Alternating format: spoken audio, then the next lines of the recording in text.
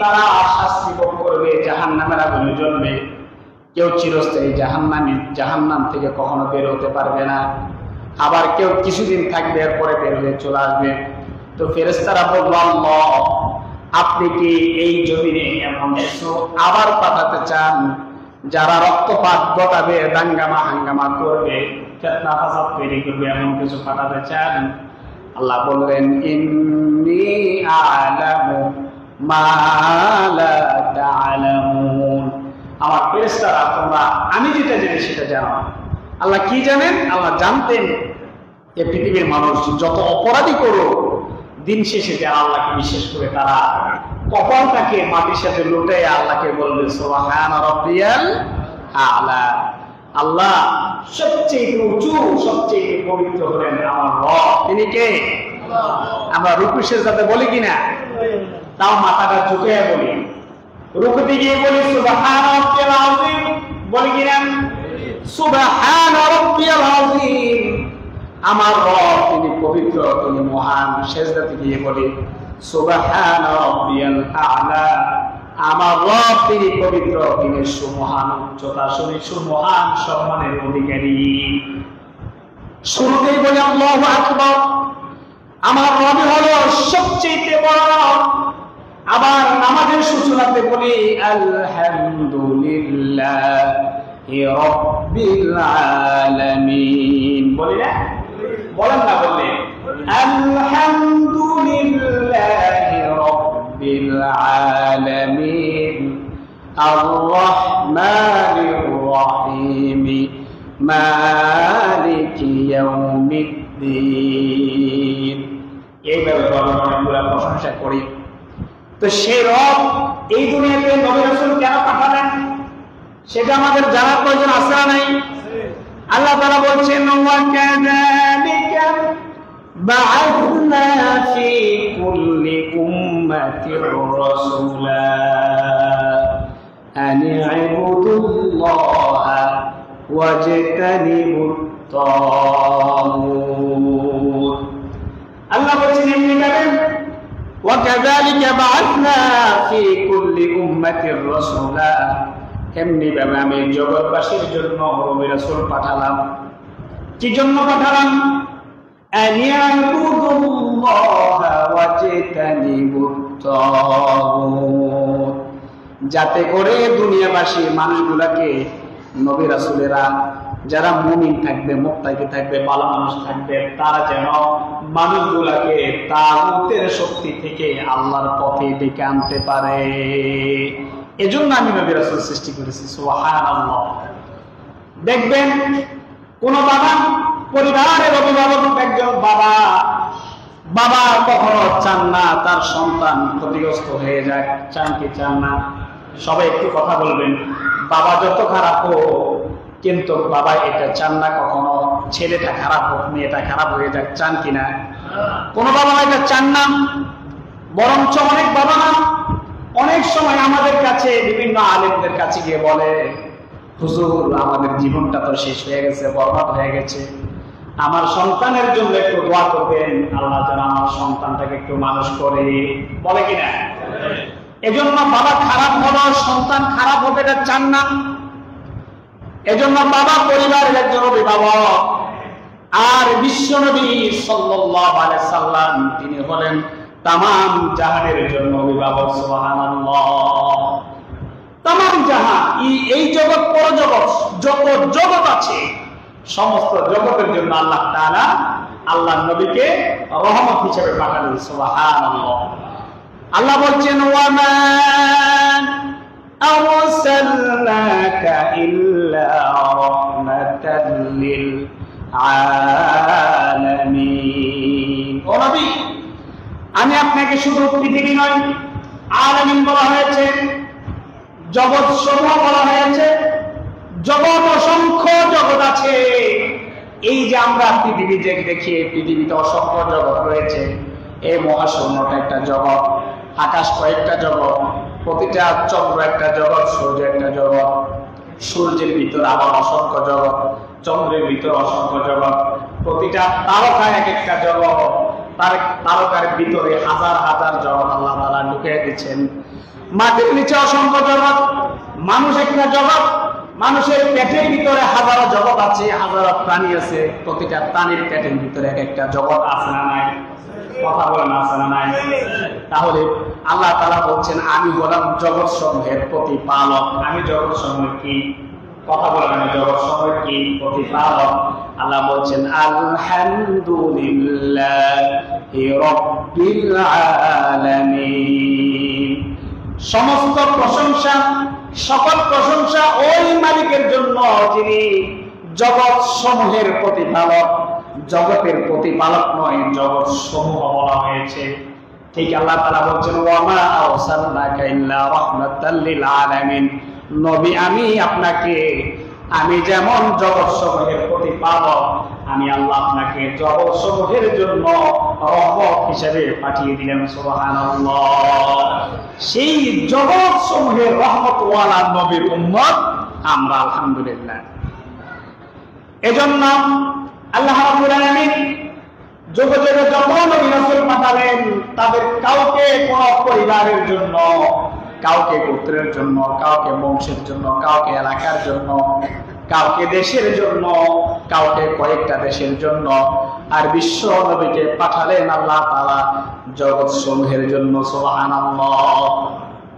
এজন্য আল্লাহ তাআলা বলেছেন তিলকা রুসুল ফাদ্দালনা বা'দাহুম আলা বা'দ মিনহুম মান কাল্লামাল্লাহু ওয়া রাফা'a বা'দাহুম দারাজাত ওয়া আতাইনা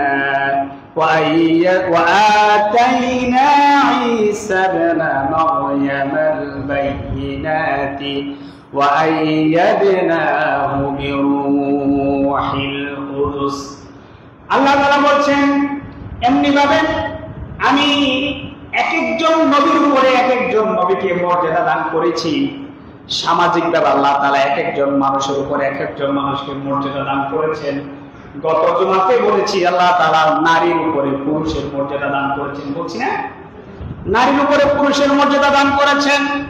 এমনি ভাবে আল্লাহ তাআলা এক শ্রেণীর উপরে আরেক শ্রেণীর মর্যাদা দান করা মানে এটা নয় যাকে মর্যাদা দিয়েছে, যাকে তার চেয়ে একটু নিচু রেখেছে তাকে অপমান করা, না না না। এটার মানে হলো আপনাকে মর্যাদা দিয়ে আল্লাহ তাআলা পরীক্ষা করেছেন আপনার নিচে যারা আছে আপনি তাদের প্রতি কেমন আচরণ করেছেন। এটা আল্লাহ তাআলা পরীক্ষার জন্য পাঠিয়েছেন। এজন্য প্রিয় ভাইরা আমার, আল্লাহ তাআলা বলছেন আমি এক একজন নবীর উপরে এক একজন নবীকে মর্যাদা দান করেছি। কাউকে কথা বলার মাধ্যমে মর্যাদা দান করেছি। যেমন মূসা আলাইহিস সালাতু ওয়াস সালামকে আল্লাহ রাব্বুল আলামিন ওনার সাথে তুর পাহাড়ে কথা বলেছেন, কথা বলার মাধ্যমে আল্লাহ তাআলা মর্যাদা দান করেছেন। ঈসা আলাইহিস সালাতু ওয়াস সালামকে আল্লাহ রাব্বুল আলামিন নিদর্শন দান করেছেন। কিভাবে? উনি ওনার মায়ের পেট থেকে দুনিয়াতে আসলেন, ছোট শিশু, বাচ্চা মানুষ। আল্লাহ তাআলা ওনার মাকে সবাই বলতেছেন মারিয়াম তুমি এটা কি করলা? তুমি ব্যভিচারী নারী মারিয়াম, তোমার বাবা ভালো ছিল, মা ভালো ছিল, তুমি কিভাবে এই কাজ করলা? মারিয়াম তো জানে মারিয়ামের সন্তান কিভাবে হয়েছে। মারিয়ামকে আল্লাহ তাআলা জিবরিলের মাধ্যমে বলে দিলেন মারিয়াম তোমাকে যদি তোমার সমাজের মানুষ কোনো কথা বলে তুমি বলবা, তুমি চুপ থাকবা, বলবা আমি রোজা রেখেছি। তুমি তোমার বাচ্চাটার দিকে ইশারা করে দিবা, বাচ্চা কথা বলবে। বাচ্চার দিকে যখন ইশারা করলো সবাই বললো পাগল হয়ে গেছো নাকি, এতে একটা লেদা শিশু, ছোট মানুষ কিভাবে কথা বলবে? বাচ্চার দিকে ইশারা করলো, বাচ্চাকে সবাই বললো ও ছেলে, ও বাচ্চা তুমি কই থেকে এসেছ? ছেলে বলে দিল ইন্নী আবদুল্লাহ আতানিয়াল কিতাব ওয়াজআলানি নাবিয়্যা।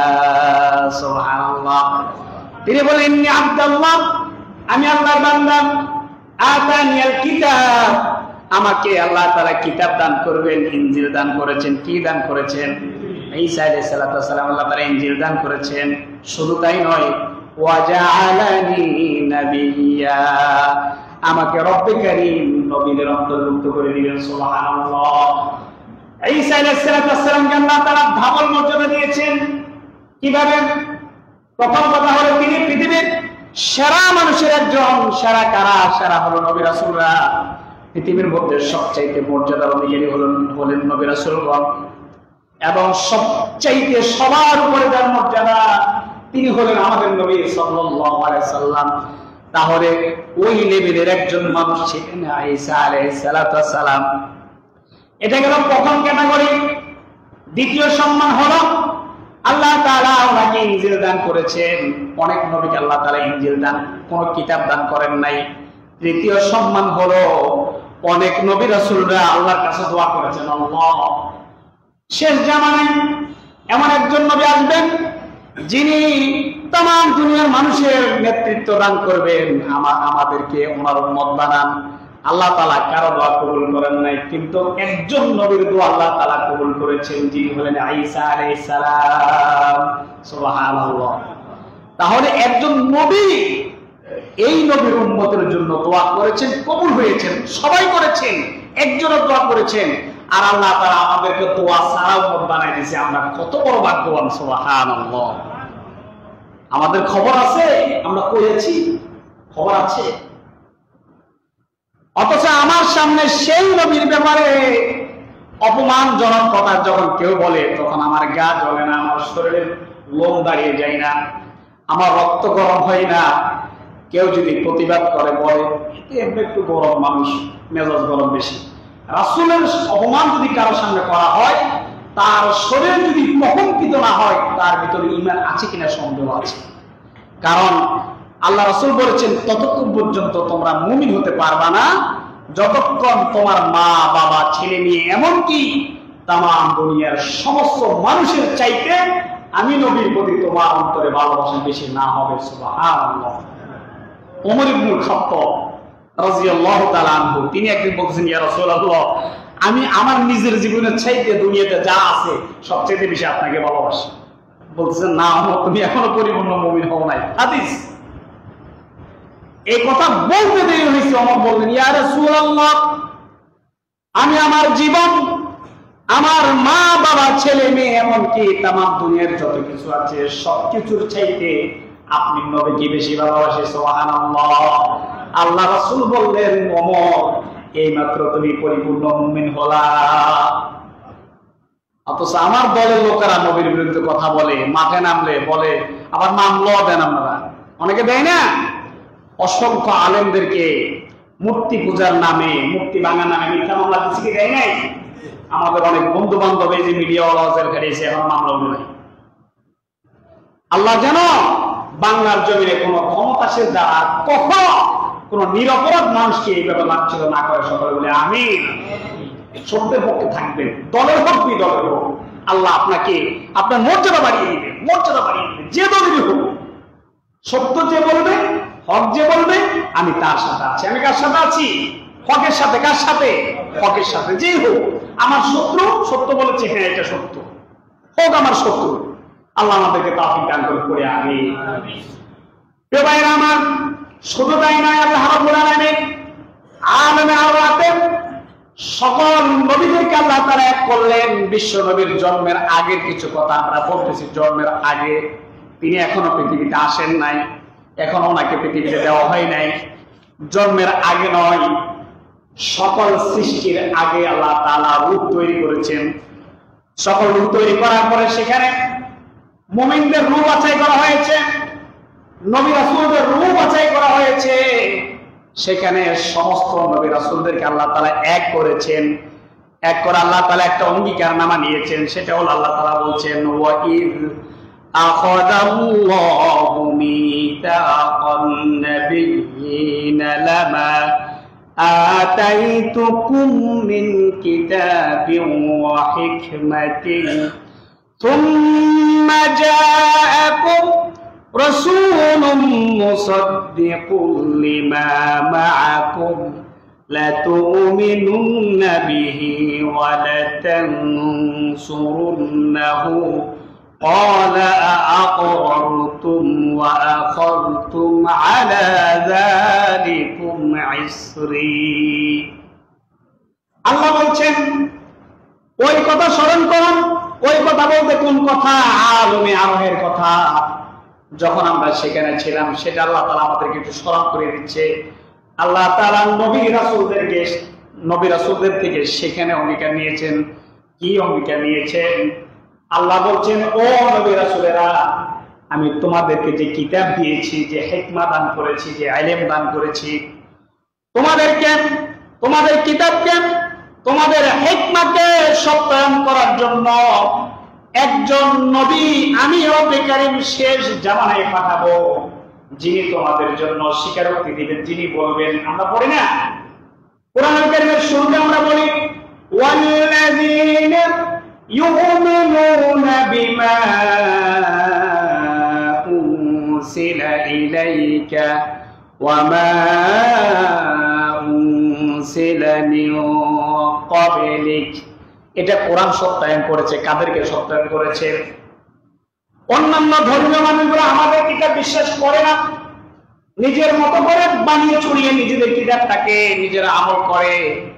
কিন্তু আমাদের কিতাব বলতেছে, কোরআন বলতেছে, শুধু কোরআনের উপর ঈমান আনলে তুমি মুমিন হবা না। কি করা লাগবে? ওয়া মা উনসিলা মিন ক্বাবলিক, তোমাদের কোরআনের আগে আল্লাহ রাব্বুল আলামিন যে কিতাবগুলো অবতীর্ণ করেছেন তোমরা সেগুলোর উপরে ঈমান আনা লাগবে, তাহলে তোমরা মুমিন হবা। সুবহানাল্লাহ। এজন্য আল্লাহ তাআলা বলছেন, ওই নবী তোমাদের উপরে যে কিতাবগুলো অবতীর্ণ হয়েছে এগুলোর প্রতি সত্যায়ন করবেন। ও নবীরা, তোমরা আমাকে বলো, যখন সেই নবী যাবেন তোমরা ওই নবীকে সাহায্য করবে কিনা এবং নবীকে তোমরা বিশ্বাস করবে কিনা, নবীর প্রতি নবীর বিধান মেনে নিবে কিনা।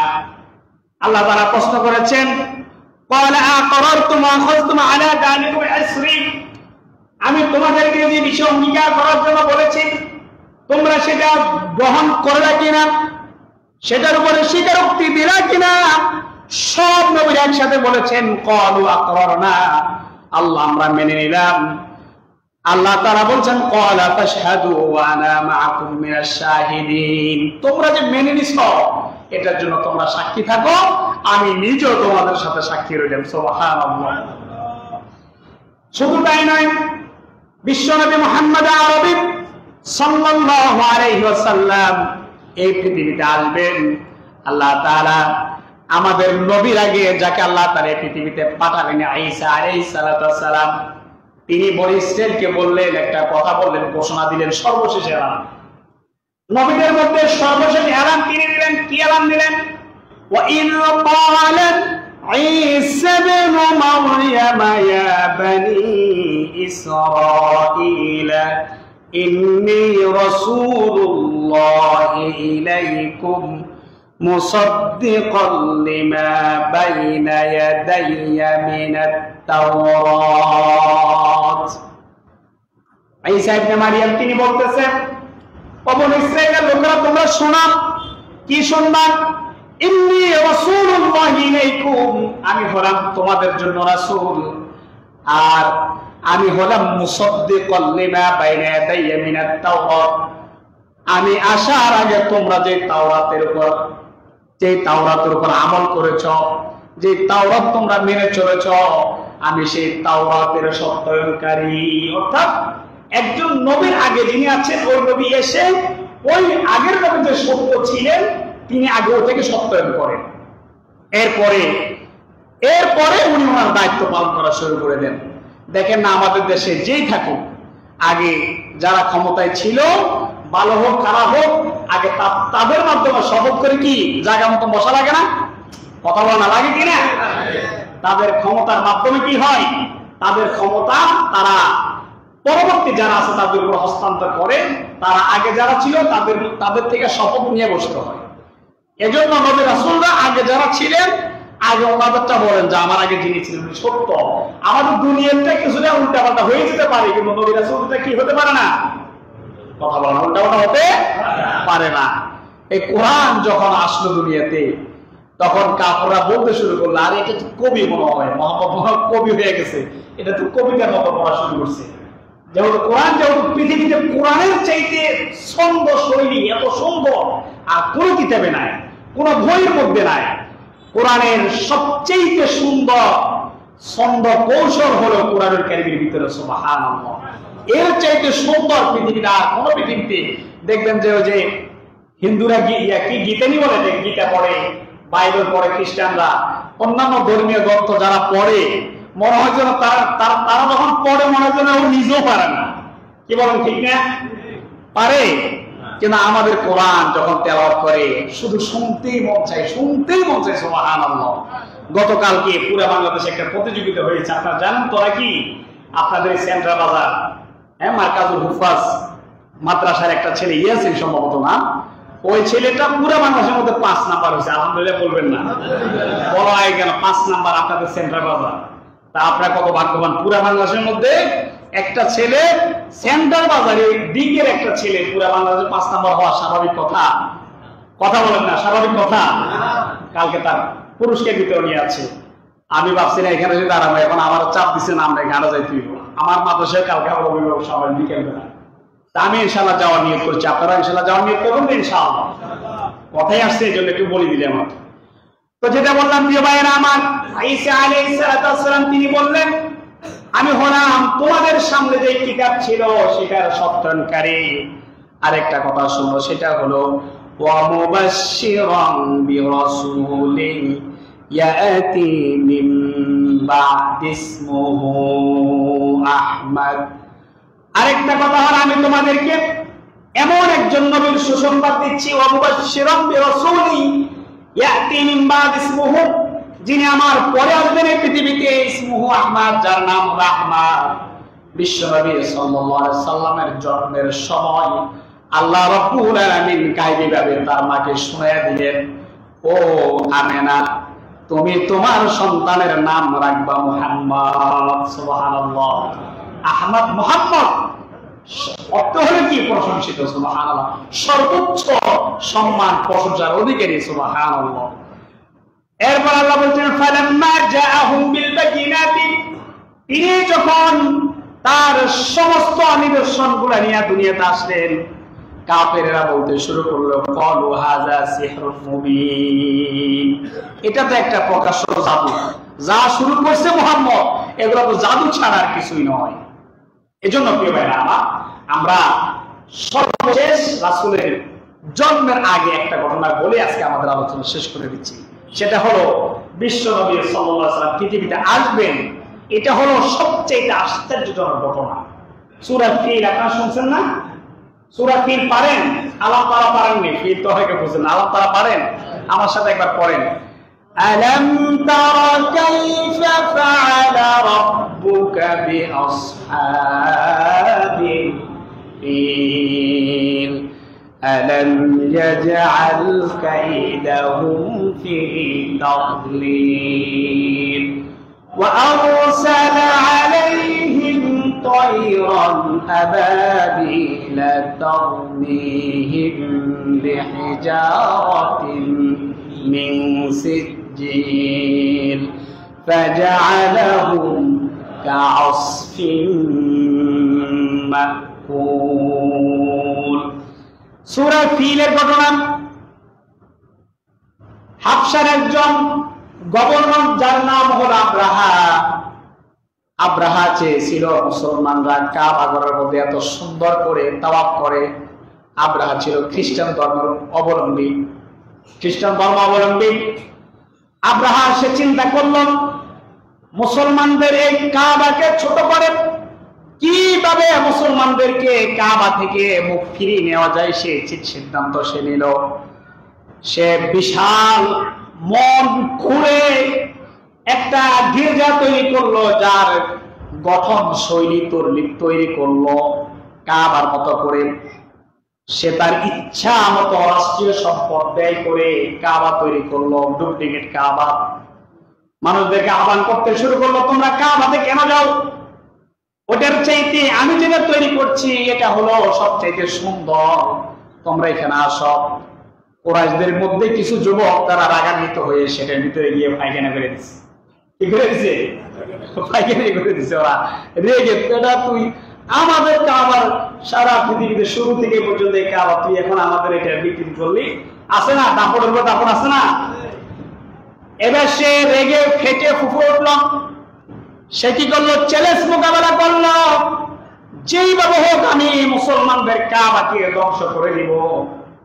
মনে রাখবেন, আল্লাহ রাব্বুল আলামিন যেটা রাখবেন, পৃথিবীর কোন শক্তি সেটা শেষ করতে পারবে না। পারবে পারবে না। আল্লাহ বলছেন না, ইউরিদুনা লিইউতফিউ নূরাল্লাহি বিআফওয়াহিহিম ওয়াল্লাহু মুতিম্মু নূরিহি ওয়ালাউ কারিহাল কাফিরুন। অন্য জায়গায় আসছে ওয়ালাউ কারিহাল মুশরিকুন। পুরোটা একই, দুই জায়গায়, এক জায়গায় কাফের বলছে, এক জায়গায় মুশরিক বলছে। কাফেররা চায় আল্লাহর দ্বীনের আলো নিভিয়ে দিতে, কিন্তু আল্লাহ তার আলোকে প্রজ্বলিত করে দিবেন, এটা কাফের মুশরিকদের কাছে যতই খারাপ লাগে। সুবহানাল্লাহ। আবরাহা সিদ্ধান্ত নিল ৬০,০০০ অশ্বারোহী সৈন্যবাহিনী নিয়ে তৈরি হলো, চলে আসলো। এটা হলো বিশ্বনবীর জন্মের ৫০ থেকে ৫৫ দিন আগের ঘটনা। কেউ বলেছেন ওই দিনের ঘটনা, জন্মের দিনের ঘটনা, তবে সবচেয়ে প্রসিদ্ধ হলো ৫০ থেকে ৫৫ দিন আগের ঘটনা। আবরাহা রওনা হলো। কুরাইশরা তো কাবা প্রাণের চাইতে বেশি ভালোবাসত, আল্লাহকে মানত না, মূর্তি পূজা করত। কাবার ভিতরে মূর্তি ছিল ৩৬০টা, কিন্তু কাবাকে জীবনের চাইতে বেশি মহব্বত করত। জীবন চলে যাবে, কাবাকে কিছু হতে দিবে না, সিদ্ধান্ত তারাও নিল। ওই দিক থেকে আসতেছে, আসার পথে বাধা দিতে শুরু করলো, তারা বাধা দিচ্ছে। কাবার তখন মোতাবেক ছিল আব্দুল মুত্তালিব, বিশ্বনবী মুহাম্মদ রাসূলুল্লাহ সাল্লাল্লাহু আলাইহি সাল্লামের তিনি ছিলেন দাদা। তার ২০০ উট আবরাহা জব্দ করে ফেলেছে। আব্দুল মুত্তালিব সকলকে ডাকলেন, বললেন, শোনো, তোমরা এদিকে আসো, আমরা লড়াই করব না। আবরাহা যদি পারে, আবরাহা কাবা ধ্বংস করে দেন, কারণ এই কাবার মালিক হলেন আল্লাহ। কাবার মালিক কে? সবাই বলেন, কাবার মালিক কে? এই কাবার মালিক যিনি, আমরা তার উপরে ছেড়ে দিব। আবরাহার কাছে আব্দুল মুত্তালিব গেল, গিয়ে বলল, আমি বাইতুল্লাহর মোতাওয়াল্লি, আমি তোমার কাছে আসছি। আমার যে ২০০ উট তুমি বন্দী করেছ, আমার উটগুলা তুমি দিয়ে দাও। আবরাহা প্রশ্ন করলো, আব্দুল মুত্তালিব, তোমার কি উটের মায়া বেশি হয়ে গেছে না কাবার মায়া বেশি হয়ে গেছে? আব্দুল মুত্তালিব বললেন, আবরাহা, তুমি যে ২০০ উট জব্দ করেছ, ওই ২০০ উটের মালিক হলাম আমি আব্দুল মুত্তালিব। আর তুমি যেটা ধ্বংস করার জন্য এসেছ, সেটার মালিক হলেন রব্বুল আলামিন। সুবহানাল্লাহ। তুমি আমার মালিকানা দিন, ওগুলো আমারে দিয়ে দাও। আর কাবার মালিক যিনি, কাবা তিনি রক্ষা করবেন। সুবহানাল্লাহ। আব্দুল মুত্তালিব তার ওগুলো নিয়ে চলে আসে। এবার আমরা তো খুশি, খাইছে না, এবার তো একদম ফ্রি, সব শেষ করে দিব। অগ্রসর হতে শুরু করলাম। আল্লাহ তাআলা একটু পরে যখন আব্দুল মুত্তালিব তার ওগুলো নিয়ে সরে গেলেন, আল্লাহ রাব্বুল আলামিন ছোট ছোট কিছু পাখি দ্বারা, যাকে যাকে অনেকগুলা ছোট ছোট গুড়া গুড়া পাথর দ্বারা তাদের উপরে নিক্ষেপ করতে শুরু করলেন। আর রাসূলের জন্মের পরে আল্লাহ তাআলা তাম দুনিয়াবাসীকে সে আবরাহার ঘটনা জানায় সূরা ফিল নাযিল করলেন। আলাম তারা কাইফা ফাআলা রাব্বুকা বিআসহাবিল ফিল। ও নবীজি, আলাম তারা, আপনি কি দেখেন নাই? তারা মানে দেখা, ঘটনা ঘটছে রাসূলের জন্মের আগে, দেখবে কিভাবে? অর্থাৎ তারা শব্দটা আল্লাহ তাআলা এই জন্য দিয়েছেন, আমরা আমাদের মুক্তিযুদ্ধ দেখেছি কিনা? কথা বলেন, দেখেছি? দেখি নাই? শুনেছি। এখানে হয়তো ১০-২০ জন যারা মুক্তিযুদ্ধ করেছে তারা দেখছে, যারা ৭১-এর পরে জন্মগ্রহণ করেছে আমরা কেউ দেখি নাই। দেখেছি কিনা? কিন্তু মুক্তিযুদ্ধটা, ৭১-এর যুদ্ধটা এমন ছিল যেটা এত প্রসিদ্ধ ছিল, আমরা দেখি নাই, তবে শুনেছি, এমন ভাবে শুনেছি যেন আমরা দেখেছি, দেখার মতো শুনেছি, ঠিক না? এজন্য কাবা ঘর ধ্বংস করতে আসছে। পৃথিবীর বিখ্যাত একটা ঘটনা, আবরাহার ৬০,০০০ সৈন্যবাহিনীকে আল্লাহ তাআলা ছোট ছোট পাখি দ্বারা ধ্বংস করে দিয়েছেন। এটা পৃথিবীর মধ্যে এত বিখ্যাত ঘটনা, এজন্য আল্লাহ তাআলা এমন ভাবে বলেছেন, এমন ভাবে জানাই দিয়েছেন যেন তিনি দেখেছেন। সুবহানাল্লাহ। এজন্য আল্লাহ বলেছেন আলাম তারা কাইফা ফাআলা রাব্বুকা বিআসহাবিল ফিল। নবী আপনি কি দেখেন নাই আপনার রব হাতিওয়ালাদের সাথে কি আচরণ করেছেন? আলাম ইয়াজআল কাইদাহুম ফি তাদলিল। তারা যে কৌশল করেছেন আপনার রব তাদের কৌশল নস্যাৎ করে দিয়েছেন। সুবহানাল্লাহ। তাদের স্বপ্ন ছিল কাবা শেষ করে দিবে, কিন্তু নিজেরাই শেষ হয়ে গেছে। সুবহানাল্লাহ। ওয়া আরসালা আলাইহিম তায়রান আবাবিল। আল্লাহ তাআলা তাদের উপরে যাকে যাকে পাখি পাঠাইছে। অনেকে বলে আবাবিল পাখি, আবাবিল পাখি নয়, আবাবিল মানে ঝাঁকে ঝাঁকে। আবাবিল মানে কি? তায়রান মাইতে আছে। অনেকে বলে আবাবিল পাখি বানাইছে, আবাবিল পাখি নয়, ছোট পাখি। কি পাখি? আবাবিল মানে যাকে যাকে। ওয়ারসালা আলাইহিম তায়রান আবাবিল। আল্লাহ তাআলা যাকে যাকে তাদের উপরে পাখি নিক্ষেপ করলেন। তারমিহিম বিহিজারাতিন মিন সিজিল ফাজআলাহুম কাসফিন মাকুল। তারমিহিম তারা এমন ভাবে নিক্ষেপ করছে বিহিজারাতিন মিন সিজিল, শুকনো পাকা ছোট ছোট পাথর তারা নিক্ষেপ করতেছিল। ফলে কি হয়েছে? ফাজআলাহুম কাসফিন মাকুল, চিবানো বুশির মতো হয়ে গেছে। সুবহানাল্লাহ। আল্লাহ শেষ করে দিয়েছে তাদেরকে। এখন বুশি কাকে বলে? মাকুল মানে হলো এমন বুশি যেটা সার্বক্ষণিক চাবায়া চাবায়া একদম শেষ করে ফেলে। যেমন ও গরু, এরা দেখবেন সবসময় চাবায় না? চাবাই কিনা? এরা চাবাইলে মুখের ভিতরে একটা বুশি তৈরি হয় না? দেখবেন ওই বুশির মতো। তাদের প্রত্যেককে আল্লাহ তাআলা এইভাবে পাখির তাফসীরের মধ্যে আসছে যে এক একটা পাথর ছোট হলে কি হবে? বুলেটের মতো একদিক দিয়ে ঢুকেছে, অপর দিক দিয়ে বের হয়ে গেছে। সুবহানাল্লাহ। অতএব পৃথিবীতে যারাই ইসলামকে শেষ করতে চাইবে, ইসলামের আলোকে নিভিয়ে দিতে চাইবে, তারা দেখতে পারবে না। তারা কি করতে পারবে না? এটা রবের চ্যালেঞ্জ। কার চ্যালেঞ্জ? এটা আমার কথা নয়, আপনার কথাও নয়। কার কথা? আপনাকে আমাকে যিনি সৃষ্টি করেছেন না, কার কথা? আল্লাহর কথা, ওই সৃষ্টিকর্তার কথা। এজন্য এই পৃথিবীতে আমরা বড় অহংকারী করে চলবো না। ওয়ালা তামশি ফিল আরদি মারহা। এজন্য অহংকার করব না। এজন্য আমরা ইনশাআল্লাহ রাসূলের জন্মের আগে কথাগুলো বলেছি। আগামী জুমাতে ইনশাআল্লাহ আমরা রাসূলের জন্ম এবং জন্মের পরবর্তী সময় ধারাবাহিক ইনশাআল্লাহ আলোচনা চলবে। আর আমরা রাসূলের আলোচনার পরে গত জুমার আলোচনার সাথে যেটা কানেক্টেড, অর্থাৎ নারীর অধিকার এবং পর্দা, সেটা আমরা পরবর্তীতে আলোচনা করব। আল্লাহ তাআলা আমাদেরকে নেক হায়াত দান করুক। যে কথাগুলো বললাম আমাদেরকে রাসূলের প্রতি সর্বোচ্চ সম্মান, মর্যাদা, ভালোবাসা আমাদের অন্তরে লালন করে আমাদেরকে দুনিয়া থেকে যাওয়ার তৌফিক দান করে পড়ে আমিন। একটু বসি আমরা। আমাদের সভাপতি সাহেব 1 মিনিট একটু